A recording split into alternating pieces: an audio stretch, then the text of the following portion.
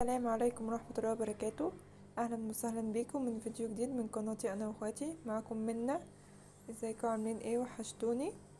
النهارده هنعمل لكم وصفة اكل جديدة اللي هو الكشري الاصفر وبطاطس وبيض وبتنجان وفلفل. اكلتنا النهارده بسيطة خالص وسهلة وعلى قد الايد. اول حاجة معانا هنا نص كيلو من العدس الاصفر، عليهم 3 كوبايات رز، ومعانا البطاطس مقطعينهم بالطول، ومعانا بيض، ومعانا بتنجان وفلفل. يلا بينا. اول حاجه نبدا معاها نعمل العدس الاصفر.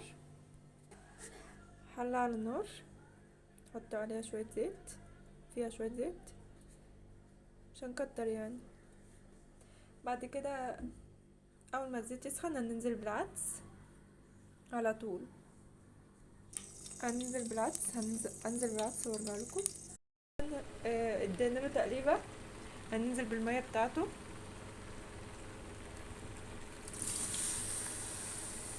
انزل بالميه وارجع لكم. بالميه بتاعته زي ما انتم شايفين كده، حطيت عليه 5 كوبايات ميه لحد ما غطاه كده زي ما انتم شايفين. هنحط عليه بس ملح ونسيبه مع نفسه ونكمل بقية الاكل بتاعنا. كده النهارده سهل وبسيط وعلى قد الايد. حطينا الملح بتاعه زي ما انتم شايفين كده، نغطي عليه ونبدأ نعمل دقة البتنجان. في دقة معانا توم، هنحط عليه ملح وشطة وكمون وشوية من التوم البودر. ولو في عندك قرن شطة، عندك قرناقوطي او حاجة حطيه لو انتي من مفضلين الشطة. او بالنسبة للعدس بيتعمل بسمنة وزيت عادي.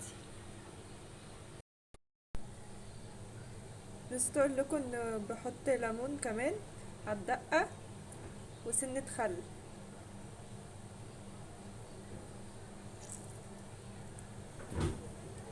حط سنة الخل،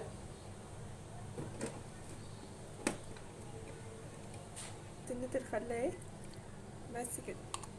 هنقلبه بقى كل ده في بعض. وكده الدقة بتاعتنا جهزت. وحطيت البيض بتاعنا يتسلق اهو، وحطيت عليه ملح عشان القشرة بتاعته تطلع سهل. هنحطها عند تتحمر مع بعض كده. بسم الله الرحمن الرحيم.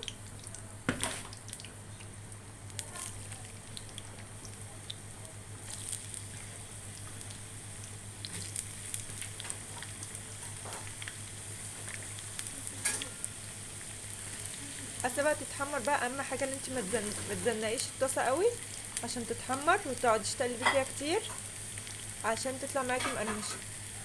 اسيبها تتحمر وارجع لكم. البطاطس بتاعنا بتتحمر اهي، والكشري بتاعنا احواله كويسه،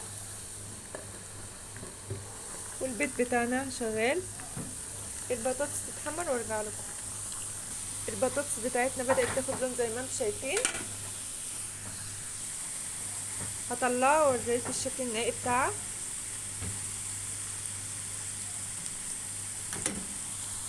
شكل البطاطس بعد ما طلعت جميله ومقرمشه. استنى ادوقلكوا واحده. سامعين القرمشه؟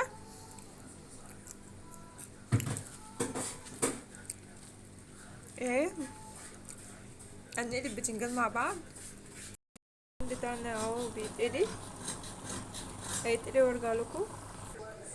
وبكده بيكون نهاية الفيديو بتاعنا. الكشري بتاعنا والبتنجان بالدقة بتاعتنا.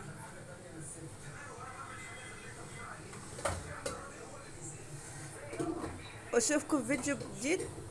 واهم حاجة متنسوش اللايك والشير والاشتراك في القناة لو عجبكم الفيديو. والسلام عليكم ورحمة الله وبركاته.